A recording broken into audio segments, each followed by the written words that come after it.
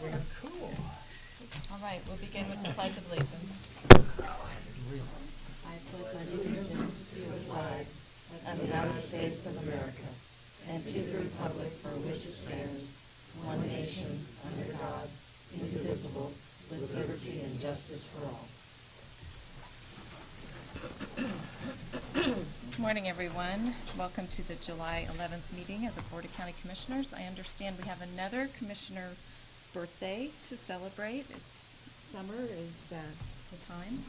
Was it your birthday yesterday? Well, point of order, there's nothing on the agenda about that. Birthdays, we haven't actually started, so. Oh, okay. Madam Is Clerk, this lead an us. ad? Yes, This would be an ad. It is an ad. Okay, for you. How about I'm doing it? Happy birthday to you. Happy birthday to you. Happy birthday, Commissioner Archer. Happy birthday to you. And many more. Thank you, Madam Chair. Hope you had a That happy made my birthday. day. I did. Well, yeah. Now we can get started. Madam Clerk, the first item, please. Presentations, proclamation, presentation regarding the 2015 audit, Michael Keenan, Cochran Head, Vick and Company. All right. Good morning. Good morning, everyone. My name is Michael Keenan. I'm with the firm of Cochran Head Vick. I'm here to report the results of the financial statement audit for the fiscal year ended December 31, 2015. I got a little PowerPoint presentation to help my presentation here. A little bit about our firm. We've been serving both Kansas and Missouri since 1975. We do also kind of have an audit. We have what's called a peer review. We have another firm come in and look at our quality controls. We have been awarded the highest rating as a result of that peer review, and we're members of various professional organizations. Sometimes you don't always get to see the engagement team, so I have a little color photos of those that participated in the engagement. The scope of our audit, I believe you've been provided a financial statement and required communications and management letter. Again, we were engaged to perform an audit of the county's financial statements and compliance with expenditures related to federal awards, which is also known as a single audit. Our responsibilities is to conduct our audit in accordance with generally accepted auditing standards, governmental auditing standards, as well as uniform guidance. Previously, the uniform guidance was referred to as A133. That has since changed, and now that's what the uniform guidance is. Also, we're to plan and perform our audit to obtain reasonable assurance, but not absolute assurance that the financial statements are free of material misstatement, and also report on internal controls over financial reporting and compliance with laws and regulations. The Auditing Standards Board of the American Institute of Certified Public Accountants, the AICPA, recommends that we communicate these matters to the governing body. Illegal acts, none came to our attention as a result of performing our audit procedures. Changes in significant accounting policies. In 2015, the county changed accounting policies related to the reporting of the pension plan papers by adopting GASB Statement number 68 and GASB Statements of number 71. If you look at notes 7 and 13 to your financial statements, you'll see those significant changes. We talked about that last year. As a result of implementing the new GASB, there was a prior period adjustment required to implement that statement. We're pleased to report we had no difficulties or disagreements with management, and we had full cooperation and access to the books and records. A financial and compliant audit basically addresses three questions. Question one, are the financial statements free of material misstatement? We have issued an unmodified opinion, also known as a clean opinion, that the county's financial statements are presented fairly in all material respects. Our internal controls over financial reporting adequately designed and operating effectively. We did not identify any deficiencies in internal control that we consider to be a material weakness. The final question, did the county comply in all material respects with finance-related laws and regulations? In our opinion, the county did comply in all material respects with finance-related laws and regulations. In the management letter, we had some couple recommendations. One related to capital assets, the recording of trade-in. And also management has provided their response, corrective action plan. We had a recommendation related to solid waste billing software. Again, there's been new software implemented, and we're recommending they establish a well-defined reconciliation process since that's outside software from your regular general ledger. And also there's a number of future accounting pronouncements that will be effective in the years to come. Also wants to report that there were a couple recommendations from the last year's management letter. Pleased to report that those were implemented. And finally, certainly CHP appreciates the opportunity to serve as auditors for Shawnee County. I'd also like to thank Betty and her staff, Cindy and her staff, and also the health agency. Again, without their cooperation, would make our job difficult, and a very professional staff, and we appreciate working with them. Are there any questions that I might be able to answer? Thank you. Any questions from the commission at this time? I have none. Do you have any questions? I just would like to point out our general fund balance has increased significantly. I was interested to see that it's over $30 million now, over 30% of revenue, which is very important, because several years ago, we were shooting for an 18 to 20%, because that's what the credit rating agencies look at to indicate our stability financially. But I was looking back over the years since 2003, and this is the highest cash reserve we've ever had that I can see as a county. And so I think this report is excellent, and I think Betty's done a good job in steering us through budget times and through audits. Thank you, Madam Chair. Thank you. And I believe, do we need to accept this or approve? Yes, it's just not the presentation, okay. Is there a motion? I'll make that motion to approve. I'll second. Second by Commissioner Archer. Actually, I want to ask if there's anyone in the audience who wants to make any comments on this item. All those in favor say aye. Anyone opposed? Motion carries 3-0. Thank you. Thank you. Have a great day. Thank you. Item 2, unfinished business. Number 1, consider approval of the 2017 Extension Council budget.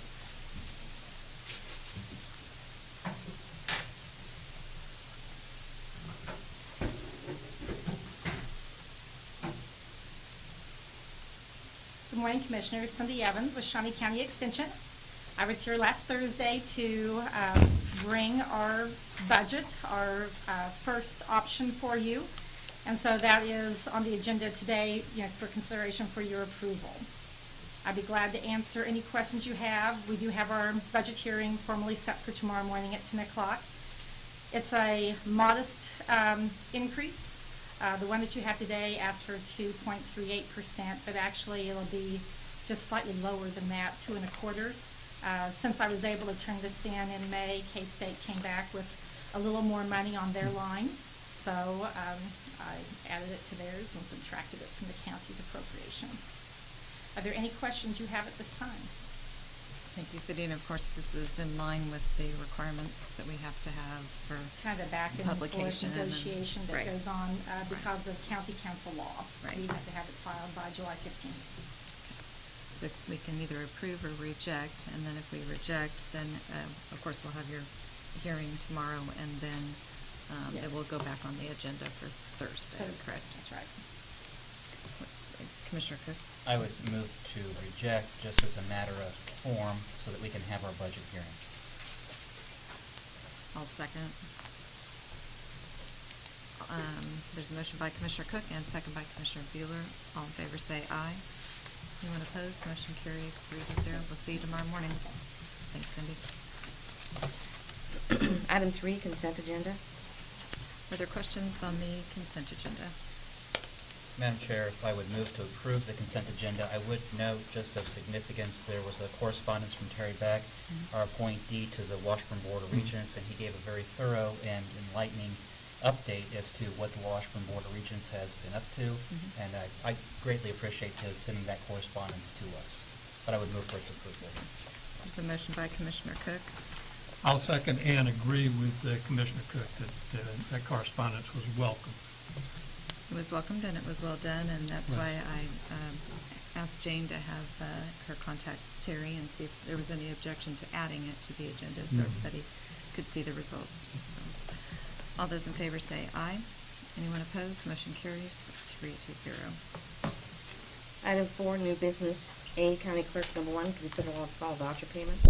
Madam Chair, this morning we have one voucher report dated July 8th, 2016. Total amount $1,945,900.91. Significant items include Grace Med of $1.5 million, health insurance of $145,000. I've reviewed the vouchers and have no additional questions, and I'll make a motion to approve as presented. Other questions? Second. Motion by Commissioner Archer, second by Commissioner Cook. All in favor say aye. Anyone opposed? Motion carries 3-0. Item A2, consider correction orders. And I will move approval. Second. Second by Commissioner Archer. All in favor say aye. Anyone opposed? Motion carries 3-0. Item B, District Court, number 1, consider approval of a project plan to refresh the court's network infrastructure at an estimated cost of $379,274.90, including installation and 5 years of maintenance and support. Good morning, Commissioner. Stephanie Teal, District Court. Before you today is the request to proceed with the network infrastructure refresh. We did several month assessment on how to proceed to essentially replicate the county's steps and how they virtualized and did their infrastructure refresh. So when time comes, we hope to integrate our virtualization. Identify the goals of what our project was to accomplish, and with the plan, we feel that we meet or exceed the goals that we established. There would be no additional costs in going forward with this, as this would be covered under our cyclical refresh, and that any costs that would be expended would be to cover what we already have in our budget by replacing new equipment with old and then carrying forward with a 5-year lease agreement and putting that warranty in at 5 years. Are there any questions? Thank you, Stephanie. Questions? I don't have any questions. I mean, it's very upfront as to what the plan is and the tech refresh, and so I would move for its approval. Thank you. There's a motion by Commissioner Cook. Second. Second by Commissioner Archer. All in favor say aye. Anyone opposed? Motion carries 3-0. Thank you, Stephanie. Item C, Public Works Solid Waste, number 1, consider approval to award the bid for the replacement of the Southwest Jewish Road Bridge over a tributary to the Kansas River to Claver Construction Company, Inc., in an amount of $424,428.99, and authorization and execution of contract C 215-2016 for same. Good morning, Commissioners. Tom Bosch, Public Works and Solid Waste. This is a public works item. We went out for bid for the replacement of this bridge on Urish Road, and we just received the one bid from Claver Construction. It did come underneath the engineer's estimate, and we have used Claver in the past. They are an excellent contractor for this type of work. So it is our recommendation that this bid be awarded and the contract executed. The funding for this project is coming from the current 2004 countywide half-cent sales tax program. So if there's any questions, I'd be happy to try to answer them. Thanks, Tom. Came in just under just barely. Yeah, $5,000. Yep, that's good though. Further questions or motion? Move to approve. It's a motion by Commissioner Archer, Second. second by Commissioner Cook. All in favor say aye. Anyone opposed? Motion carries 3-0. Thank you. Thanks, Tom. Item D, Parks and Recreation, number 1, report regarding out-of-state travel to attend the Special Park District Forum. Good morning, Commissioners. John Knight, Parks and Recreation. As I told you a few weeks ago that I'd come back down here with a little bit more detailed report after my recent visit to Cleveland and the Cleveland Metro Parks system.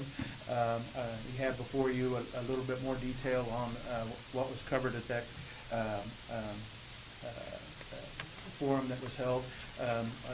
Just to kind of briefly run through a couple of these things with you. I initially arrived there from a cab. Well, I took an airplane first, but then a cab to the hotel, and they brought me in the back way, and I go up the elevator, and I get to my room. I sat there for a few minutes, and then I decided that, hey, I'm free. I'm 500 miles away from Topeka. I can go out and live it up on the town. And I walk out the front door, and right across the street is a gigantic apartment complex with a big red sign as big as your wall here that said "The Archer."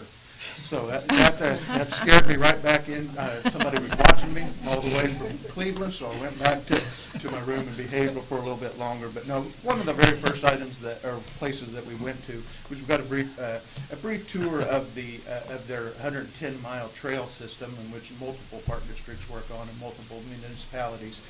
But as we walked down there, we went to down to the Cuyahoga River, where the park district runs a actual restaurant that provides to the district several $1 million a year to help operate those.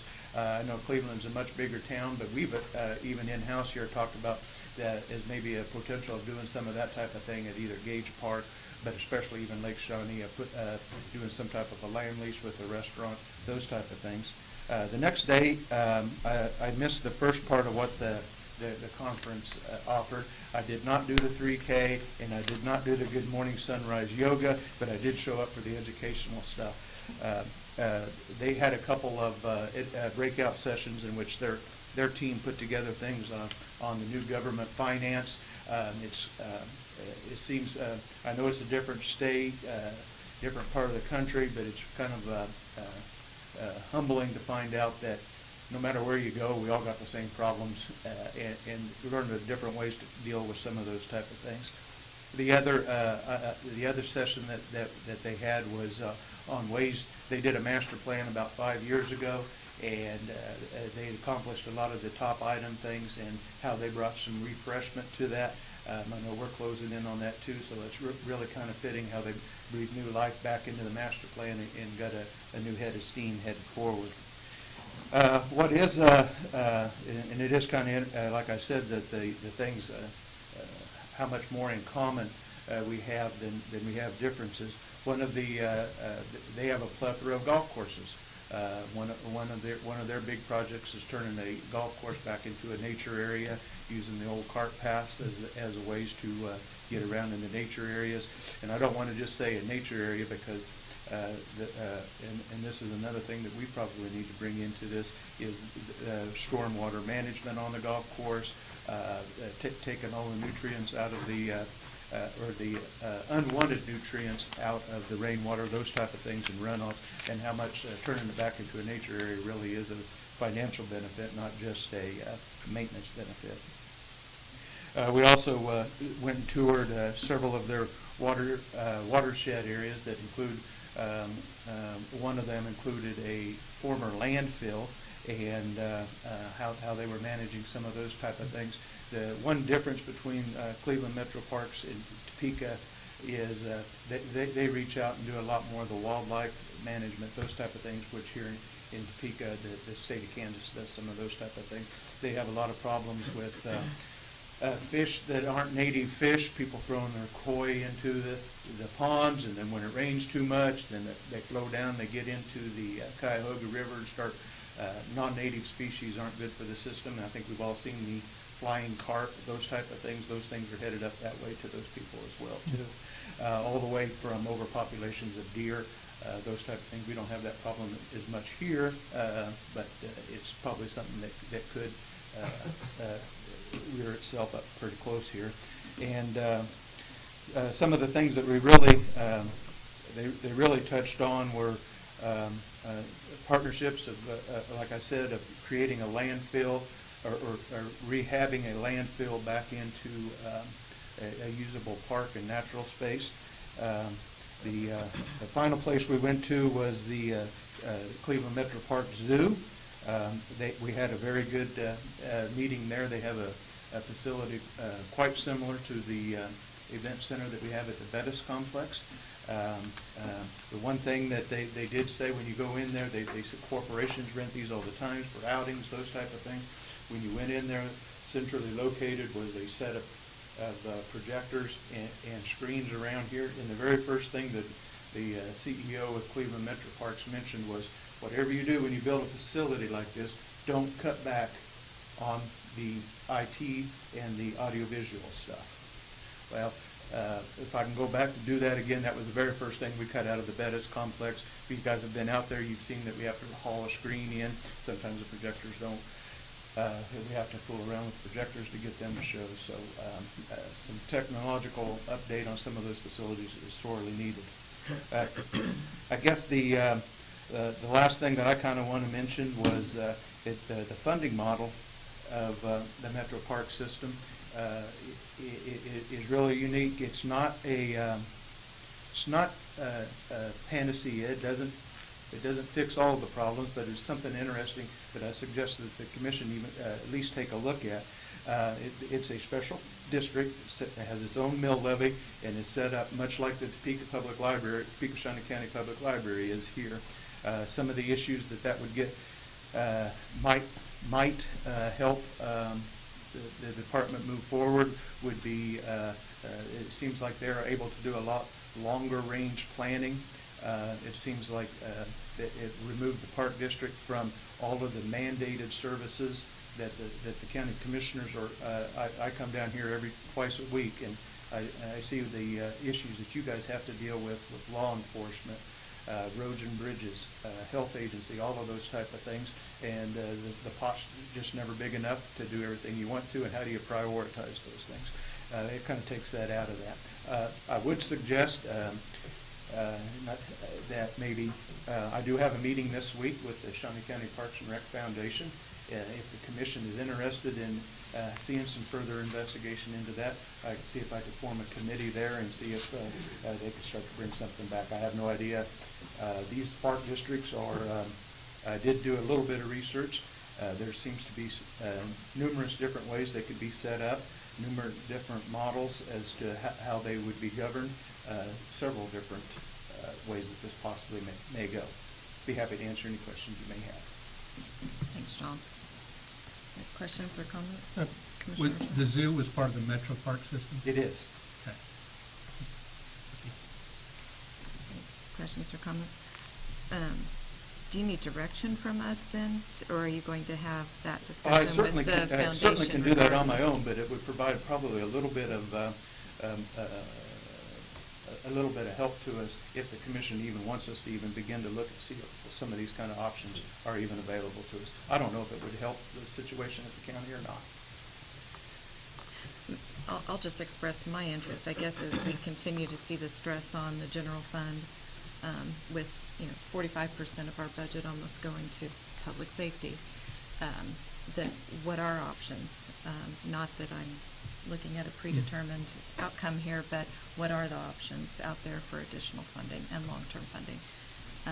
So I think this at least warrants us looking at some situations, some scenarios that might be solutions. I don't know. Sure. But I think we at least need to look at it. Well, I was just going to say, I think that when we look at the budget, not to instigate, but we have to look at public works. I mean, but for the sales tax, our public works budget would be a larger portion of the budget than it really is. And so it's somewhat misleading if you were just to pull up a pie chart of our budget and you see that public works is such a small part of it when public works is one of those core elements of government. But we have to take into account that the sales tax does offset a lot of the costs that we would otherwise see in our property tax for public works. I'm interested in learning more and hearing more information. I'm reluctant on the formation of another taxing entity that would come into people's property taxes, and I worry about the stress that we have on property tax owners already. But I'm interested in learning more information just so that I can be educated. I think that that's one of the key components to being a good commissioner is making sure you will not just shut yourself off immediately, but you listen to what all the information may be so you can have an informed decision. And I agree. I guess we need to look at more information, but I've got to tell you, the boards for the library, MTAA, for example, are unelected and unaccountable to the taxpayers. And I don't know that we want to set up another taxing district that is not represented by elected officials. So we can look into it, but my bias would be against it going in. I have to admit that. Thank you, Madam Chair. John, you might want to share, there were Well, several yeah, different possibilities. Very good points. I really understand how the commissioners feel on this, and it's a pretty good take of the rest of the community. But these park districts can be set up with elected officials that are accountable. They can be set up, there's numerous different ways. They can be set up as you guys being the board of, the park board, so to speak. There's numerous different ways that this could be set up, so. I guess in just looking at the long-term funding for your department and the capital outlay needs are numerous. So I think they at least need to look at it. So I think you've kind of got a feel. So let us keep us in the loop as far as with the foundation. I'll mention it and- tomorrow at the foundation board, see if there's some people there that have some interest in that and looking into it a little bit deeper and then report back. Thank you, John. And again, thank you for allowing me to attend those.